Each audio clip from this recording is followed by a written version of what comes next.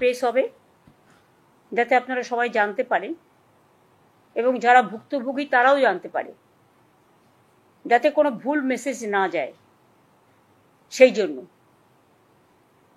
মনে রাখবেন, আমরা যারাই সরকার চালাই বা যেখানেই থাকি না কেন, আমাদের প্রত্যেককেই একটা আইন মেনে চলতে হয়,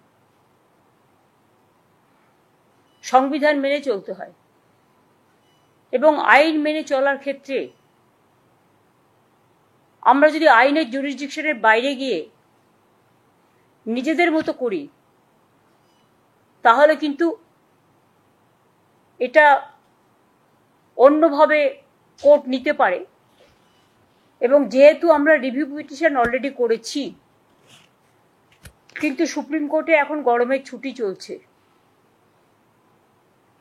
গরমের ছুটির সময় আমরা চেষ্টা করেছি এটাকে রেজ করবার, কিন্তু যেহেতু গরমের ছুটি পড়ে গেছে, আমরা সঠিক সময়ে রিভিউ পিটিশন রাজ্য সরকারের পক্ষ থেকে আমরা আবেদন করেছি। সেই আবেদনে পরিষ্কারভাবে আমরা কিন্তু কারো চাকরি যাওয়ার কথা বলিনি। আমরা পরিষ্কার বলেছি যে যারা চাকরি করে তাদের সুযোগ দেওয়া হোক এবং তাদের যেন লিস্টটা বাতিল না করা হয়। কিন্তু সুপ্রিম কোর্ট, আপনারা জানেন যে অলরেডি একটা এই রিভিউ করবার আগে, রিভিউটা আলোচনা করার সুযোগ আসেনি এখনো, যেহেতু গরমের ছুটি পড়ে গেছে। গরমের ছুটি পড়ার পরে এটা আলোচনা হবে। কিন্তু আমরা যদি ততদিন অপেক্ষা করি, তাহলে আগের যে অর্ডারটা দিয়ে গেছেন প্রধান বিচারপতি, সেই অর্ডারটা কোনো কারণে যদি আমরা ক্যারি না করি, মানে বহন না করি, তাহলে যদি কখনো বলে দেয় যে তোমাদের তো অর্ডার দিয়েছিলাম, তোমরা সেটা মানোনি, সুতরাং সবটাই বাতিল, এটা আমরা চাই না। যে সুপ্রিম কোর্টের নির্দেশ অনুযায়ী আমরা আমাদের সবটাই রেডি করে রাখব। যদি রিভিউয়ে বলে আপনাদের পরীক্ষা দিতে হবে না, আপনাদেরটা অ্যাকসেপ্টেড করা হলো, লিস্ট বাতিল করা হলো না, তাহলে আমরা নিশ্চয়ই সুপ্রিম কোর্টের কথা শুনব, তখন এটা আসবে না। কিন্তু আমরা একটা হাতে টাইম নিয়ে করেছি এই কারণে যে যাতে রিভিউ পিটিশনও চলবে আর আমাদের প্রসেসটাও 31শে মের মধ্যে করতে বলেছে, নোটিফিকেশন করতে বলা হয়েছে। কিন্তু সুপ্রিম কোর্ট খুলবে সম্ভবত জুন মাসের 2nd বা 3rd উইকে, আমি এক্স্যাক্টলি ডেটটা জানি না। কিন্তু আমাদের টাইমটা বেঁধে দেওয়া হয়েছে, যেটা আগের জাজমেন্ট রিভিউ করবার আগে, সেটা কিন্তু 30th, এটা হচ্ছে 31st May 2025 is to be filed. ওনারা পরিষ্কার বলেছেন, since the panel has been cancelled and the affidavit of compliance of issue of advertisement by 31st May 2025 is to be filed, we may do the following timeline for that. আমি প্রথমেই teacher যারা আছেন তাদের কথাটা আগে বলবো। দুটো part আছে, একটা গ্রুপ সি গ্রুপ ডি আর একটা হচ্ছে টিচারদের পার্ট। আমি পরিষ্কার বলবো যে দেখুন, এটা আমরা করতে বাধ্য হচ্ছি, আমাদের করার যে ইচ্ছে ছিল মন থেকে তা নয়। আমরা চাই চাকরি হারারা সকলে চাকরি ফিরে পাক, যেটা প্রথম দিন থেকে আমরা বলেছি আপনাদের সাথে আছি। এবার অনেকে ইন্ডিভিজুয়াল চলে গেছেন, তারাও গিয়ে কখনো কখনো কোর্ট থেকে অনেক নেগেটিভ রিপোর্ট চলে আসছে। কিন্তু আমরা সেটা করব না, সেটা করতেই পারে, এটা তাদের অধিকার, যে কোনো কেউ যেতে পারে। কিন্তু আমরা রাজ্য সরকারের পক্ষ থেকে যখন করি, তখন পুরো রাজ্যটাকে নিয়ে করতে হয় এবং সবার স্বার্থটা আমাদের দেখতে হয়। তাই পরিষ্কার করে বলছি, ম্যাটারটা খুব সেন্সিটিভ। প্রেস মিডিয়াকে আমি অনুরোধ করব যে আপনারা দয়া করে কোনো কথা আমার কোনো লাইন আমাদের ডিস্টর্ট করবেন না এবং নেগেটিভ এবং ন্যারেটিভ দেবেন না, কারণ আমরাও কিন্তু সবটা রেকর্ড করে রাখছি, কারণ সুপ্রিম কোর্ট এটা আমাদের পেশ করতে হতে পারে। সুপ্রিম কোর্টের যেহেতু অর্ডার আছে 31 মের মধ্যে করতে হবে, আমরা এতদিন ধরে অপেক্ষাই করছিলাম। অর্ডার তো বেরিয়েছে অনেক দিন আগে, প্রায় অ্যাবাউট 2 মান্থস হবে। 3rd এপ্রিল 17th এপ্রিল, তাহলে প্রায় অনেক দিন হয়ে গেছে, কিন্তু আমরা কোনো অ্যাকশন নিচ্ছিলাম না। আমরা ওয়েট করছিলাম যে এর মধ্যে হয়তো রিভিউ যেটা আমরা করেছি রাজ্য সরকারের থেকে সেটা হয়তো আলোচিত হবে এবং তার পরিপ্রেক্ষিতে যে আদেশ কোর্ট দেবেন তাতে হয়তো চাকরি প্রার্থীদের পক্ষেও হতে পারে। ফলে আমরা অপেক্ষা করছিলাম, কারণ আমরা বলেছি যে চাকরি প্রার্থীদের চাকরি আমরা খেতে চাই না। কিন্তু যেহেতু এখনো রিভিউটা হয়নি, কারণ রিভিউ পিটিশন পেন্ডিং আছে এবং কোর্টে গরমের ছুটি পড়ে গেছে, অথচ আমাদের হাত বেঁধে দেওয়া হয়েছে 31শে মের মধ্যে করতে হবে, নোটিফিকেশন করতে হবে। তাই বাধ্য হয়ে আমি জানাচ্ছি দুটো প্রসেসই আমাদের চালু থাকবে।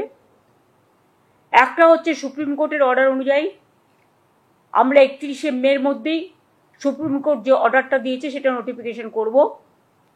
আর দ্বিতীয়ত, যদি রিভিউ যেটা আমরা করেছি রিভিউতে যদি আমরা ভালো রেজাল্ট পাই তাহলে আমরা সেইটাকেই গ্রহণ করব।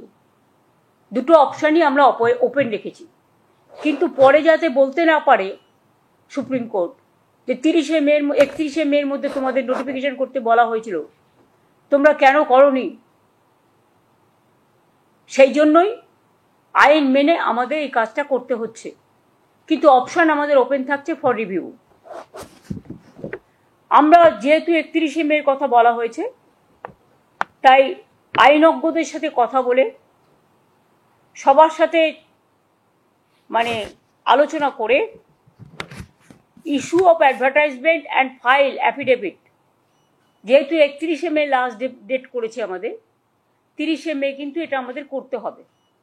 অ্যাডভার্টাইজমেন্টটা আমাদের করতে হবে 30শে মে, কারণ যেহেতু 31শে মে মধ্যে করতে বলেছে। তাহলে আমরা অ্যাডভার্টাইজমেন্ট করব।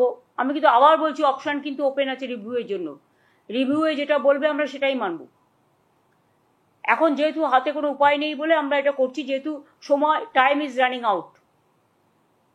তাহলে issue of advertisement and file affidavit 30শে মের মধ্যে আমাদের করতে হচ্ছে যতক্ষণ রিভিউ না হচ্ছে। কমেন্সমেন্ট অফ অনলাইন অ্যাপ্লিকেশন, এটা টাইম দেওয়া হয়েছে 16ই জুন পর্যন্ত। মানে যারা অনলাইনে অ্যাপ্লিকেশন করতে পারবেন 16ই জুন পর্যন্ত। Last date of online application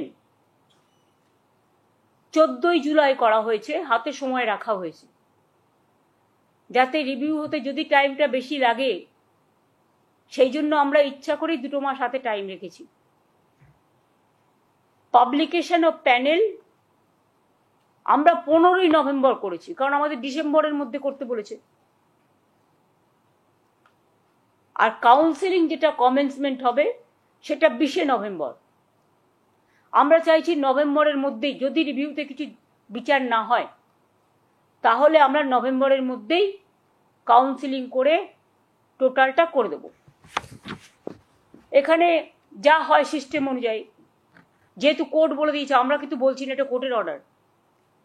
written test, scrutiny, challenge, result publication, interview etc. shall be completed in the meantime.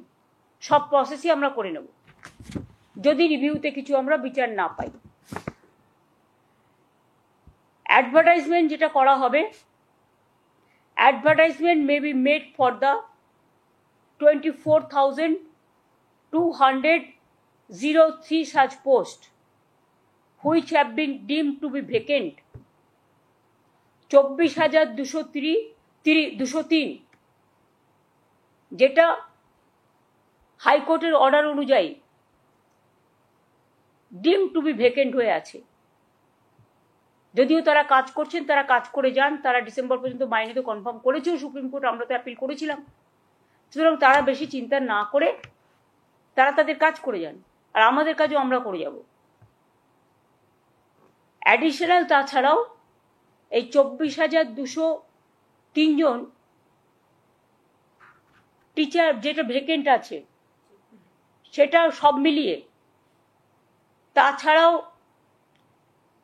আরও অ্যাডিশনাল আমরা কিছু ভ্যাকেন্সিস ক্রিয়েট করেছি, কারণ আমাদের অনেক খালি পোস্ট আছে, আমি আপনাদের আগেই বলেছি। 11,517 ভ্যাকেন্সিস ফর 9 and 10, এটা অ্যাডিশনাল,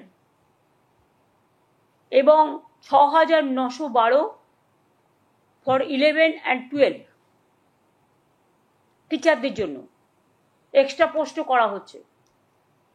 আর 571 জনের জন্য গ্রুপ সি এবং 1000 গ্রুপ ডির জন্যও করা হচ্ছে। তাহলে total vacancies propose to B filled up 44,203। মোট ভ্যাকেন্সিস 44,203। ক্লাস 9-10 চাকরিহারাদের নিয়ে 23,212, ক্লাস 11-12 চাকরিহারাদের নিয়ে 12,514, গ্রুপ সি 2,989, গ্রুপ ডি 5,488। এটা রাখা হয়েছে। যারা চাকরি করে এসছেন অথচ বয়স পেরিয়ে গেছে, এরকম তো অনেক কেস আছে। ধরুন ওদের একটা এজ লিমিট আছে, যারা অ্যাপ্লিকেশন করবেন এই চাকরির জন্য, চাকরিহারাদের চাকরি পাওয়ার ক্ষেত্রে, সেখানে তাদের একটা এজ রিল্যাক্সেশন করা হবে, অর্থাৎ তারা যেন প্রত্যেকেই পরীক্ষায় বসতে পারে, বয়সের জন্য সেটা আটকাবে না। তাছাড়াও আমরা আর একটা অ্যাডভান্টেজ দেবো, সেটা ডিটেলস এখনো তৈরি হয়নি। যারা কাজ করেছেন এতদিন তাদের একটা এক্সপিরিয়েন্স অ্যাডভান্টেজও আমরা দেব, যাতে তারা তাদের কর্মস্থানে থেকে যেতে পারে। আর গ্রুপ সি গ্রুপ ডিটা আমি আজকেই বলছি না, যেটা অ্যাডিশনাল পোস্টটা বলে দিলাম, কিন্তু যাদেরটা টাকা ফেরত দেওয়ার কথা বলা হয়েছে এবং যাদের বাতিল করা হয়েছে, তাছাড়াও অনেক টিচাররা আছে যারা বাতিল হয়ে গেছেন, যাদের বলা হয়েছে তোমরা এই পরীক্ষায় বসতে পারবে না, তারা অন্য ডিপার্টমেন্টে জয়েন করতেই পারে, কোর্ট সেটাও বলে দিয়েছে। সুতরাং আমরা এডুকেশন ডিপার্টমেন্টে যেমন আমাদের লোক প্রয়োজন, কারণ ঘন্টা বাজানোর লোকও নেই, রুম পরিষ্কার করার লোকও নেই, তালা বন্ধ করার লোকও নেই এই ঘটনার ফলে, সেই রকম যেমন আমরা অ্যাডিশনাল গ্রুপ সিডি নিচ্ছি, সাথে সাথে যারা এডুকেশন ডিপার্টমেন্টে কাজ করছেন অথচ তাদের সবারটা বাতিল হয়ে গেছে, ম্যাক্সিমামটা বাতিল হয়েছে, গ্রুপ সি গ্রুপ ডি সবটাই, হ্যাঁ, তাহলে ওরা এডুকেশন ডিপার্টমেন্টেও অ্যাপ্লাই করতে পারে। ওরা তাছাড়াও আমরা আরও 3-4টে ডিপার্টমেন্ট অপশান দেবো, কিন্তু সেটা আমরা আলাদা করে নোটিফাই করব, কারণ যেহেতু ওটার সাথে এটার সম্পর্ক নেই। আর আমরা যেহেতু চাই না কারো চাকরি চলে যাক, কেউ ব্যাংক লোন নিয়েছে, কেউ গাড়ির লোন নিয়েছে, কেউ বাড়ির লোন নিয়েছে, কারো বৃদ্ধ বাবা মা আছে, কারো ছেলেমেয়েরা আছে, তাই মানবিকতার স্বার্থে তারা নিশ্চয়ই অ্যাপ্লাই করতে পারে, এডুকেশন ডিপার্টমেন্টেও করতে পারে, এবং তাছাড়া আরও 3-4টে ডিপার্টমেন্ট আমরা দিয়ে দেবো, যাতে যেটা তারা প্রয়োজন মনে করবে সেই নোটিফিকেশনটা আমরা 3-4 দিন পরে করে দেবো। গ্রুপ সি গ্রুপ ডির ক্ষেত্রে আগে টিচারদের নোটিফিকেশনটা হবে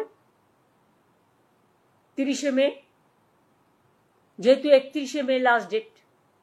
আর গ্রুপ সি গ্রুপ ডি যেটা বাতিল করে দিয়েছি যে লিস্ট, তাদের জন্য আমরা অন্য ব্যবস্থা করব, অল্টারনেটিভ দেখব, রিভিউয়ে যদি কিছু হয় বেটার, না হলে আরও যত ডিপার্টমেন্ট আছে সুপ্রিম কোর্ট বলেছে যে আপনারা পোস্ট ক্রিয়েট করে তাদের নিতে পারেন। সুতরাং আমরা 3-4টে ডিপার্টমেন্টকে বেছে নেব, সেটা কথাবার্তা চলছে, আইনজীবীদের পরামর্শও নেওয়া হচ্ছে, এবং সেটা আমরা 31শে মে টিচারদেরটা করার পরে অ্যাফিডেভিট আমরা 3-4 দিন পরে গ্রুপ সি ডিটটা আলাদা করে করব, মানে যাদের চাকরি চলে গেছে। আর বাদবাকিটা আমার মনে হয় রিভিউয়ের জন্য আমাদের অপেক্ষা করা উচিত।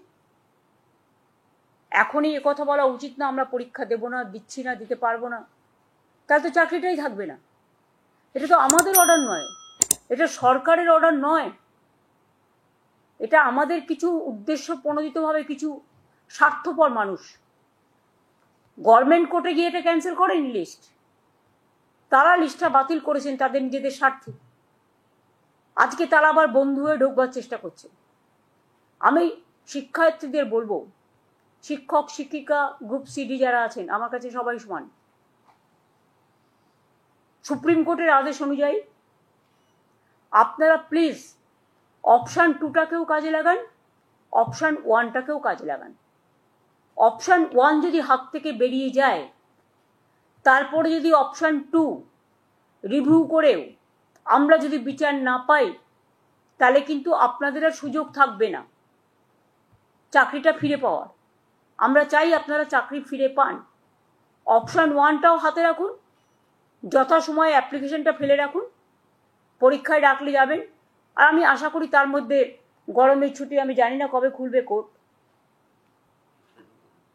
দোসরা হাইকোর্ট সুপ্রিম কোর্টে কবে খুলবে আমি জানি না ঠিক। সুপ্রিম কোর্টে গরমের ছুটিটা শেষ হওয়ার পরেই আমরা রিভিউ পিটিশনটা নিয়ে আবার রেজ করব, এবং তার জন্য অনেকটা টাইমও রাখা হয়েছে যাতে আমরা একটা সুযোগ নিতে পারি। চেষ্টা করবো অন্তত কথা বলার। আমাদের আইনজীবীরা তারা সাধ্যমতো লড়বেন, কিন্তু বিচার তো আমার হাতে নেই, বিচারের দায়িত্ব বিচারপতিদের হাতে। সুতরাং আমরা মানবিকভাবে তুলে ধরব যাতে তাদের লিস্টটা বাতিল করা না হয় এবং তারা যেন চাকরিতে সুযোগ পায়। যেটা করে যাচ্ছে সেটা থেকে যেন বিরত না হয়। আর যদি সেটা নাও হয়, তা সত্ত্বেও আমি বলছি আপনারা স্কুলে যাচ্ছেন যান, ডিসেম্বর পর্যন্ত তো অলরেডি সুপ্রিম কোর্ট বলেই দিয়েছে মাইনে পাবেন। আর তার মধ্যে আপনারা পরীক্ষাটায় বসুন, আপনাদের এজ রিল্যাক্সেশনও করা হচ্ছে, এক্সপিরিয়েন্স ব্যাপারটাও দেখা হচ্ছে। সুতরাং আমি আশা করি আপনারা যথাযথ জায়গায় ফিরে আসার জন্য মর্যাদা সহকারে সসম্মানে নিজেদেরটা রক্ষা করুন। নিশ্চয়ই সুযোগ আসবে, সুযোগটা সদ্ব্যবহার করুন। আমার এইটুকু অনুরোধ থাকলো। এটা আমি বাধ্য হয়ে করলাম, কারণ কোর্টের অর্ডার আমি যদি না মানি তাহলে 26,000 টিচারদের যাদের কেস কোর্টে পড়ে আছে, বাতিল করে দিয়েছে যে লিস্ট, তাতে তারা বিপদে যাতে না পড়েন সেই জন্যই আমাদের অপশান 1 অপশান 2 রাখতে হয়েছে। অপশান 1 এটা কোর্টের ভার্ডিক্ট অনুযায়ী, অপশান 2 আমরা আবার রিভিউ করেছি। আমরা চেষ্টা করব যাতে ওদের না বসতে হয়, যাতে ওদের করতে না হয় সেটা। কিন্তু আমাদের কথাই তো শেষ কথা নয়, আমরা হয়তো একটা চাইছি, ওরা না চাইতেও পারেন। সেক্ষেত্রে আমরা আমাদের সাধ্যমতো চেষ্টা করে যাব। আর তাতেও যদি না হয় অপশান 1-এ যান। ভয় পাচ্ছেন কেন? চাকরি তো করছেন, করে যান না। বাদ বাকি তো সব কিছু আমার পক্ষে বলা সম্ভব নয়, আমাকে আইন মেনেই করতে হবে। কারো 40 বছর পেরিয়ে গেছে, 40 বছর পর্যন্ত চাকরির বয়স, কারো 35 বছর পর্যন্ত চাকরির বয়স। সুতরাং they will get the opportunity.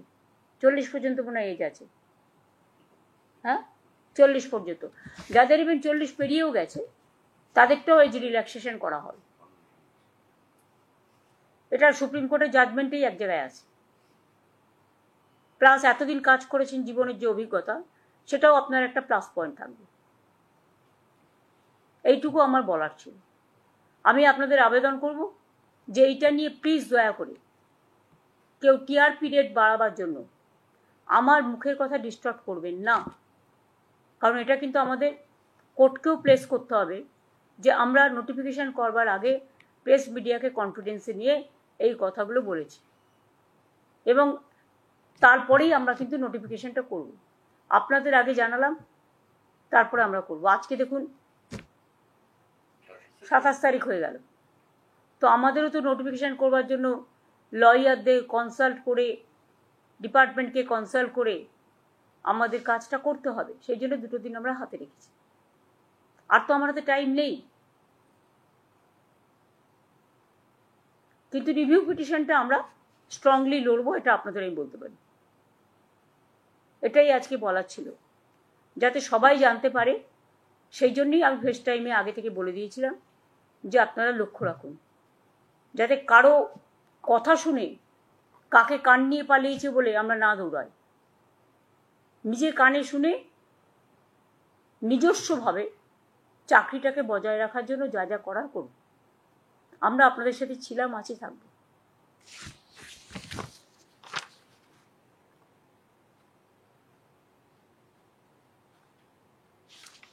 যাদের যোগ্যতা আছে তারা প্রত্যেকে অ্যাপ্লাই করতে পারবে। আমাদের ইন্টেনশন হচ্ছে তাই, যাদের রিকুইজিট কোয়ালিফিকেশন আছে ফর সেট পোস্ট, যে পোস্ট মানে অ্যাডভার্টাইজ করা হবে, age relaxation will be given to the candidates in terms of the order of the Honorable Supreme Court. The new recruitment rules is ready, both for teaching and non-teaching post. An advertisement have been drafted and have been examined by the law department and legal team. সেটা আমরা আরেকটু যাচাই করে নেওয়ার জন্য 2 দিন হাতে time নিচ্ছি। এই পর্যন্ত আমার বলার ছিল, আমি এটুকুই বললাম। আশা করি এটা নিয়ে 26,000 টিচারদের ব্যাপার আছে, জলঘোলা করবেন না কেউ। টিচারদের আমি ত্রিপুরাতেও দেখেছি 10,000 টিচার ছাঁটাই হয়ে যাওয়ার পরে প্রতিশ্রুতি দেওয়া সত্ত্বেও বর্তমান সরকার সেখানে যারা আছেন করেন তো নি, উপরন্তু লাঠি মেরেছেন, মাথা ফাটিয়ে দিয়েছেন সবাইকে। ইউপিতেও 69,000 টিচারের চাকরি চলে গেছে, এমনকি আরও অনেক রাজ্যে প্যানেল ক্যান্সেল হয়ে গেছে। আপনারা মধ্যপ্রদেশে দেখেছেন ভ্যাপাম কেস নিয়ে কি হয়েছে, কতজন মারা গেছে, আজ পর্যন্ত মানুষ বিচার পায়নি। কিন্তু আমরা বিচারের বাণী যাতে নীরবে নিভৃতে না কাঁদে, কবিগুরু রবীন্দ্রনাথ ঠাকুরের কোটেশন অনুযায়ী আমরা চাই বিচারের সাথে, মর্যাদার সাথে, সসম্মানের সাথে আপনারা কাজটা করুন, যাতে সমাজ উপকৃত হতে পারে। ধন্যবাদ। ফলো করুন এডিটর জি বাংলা।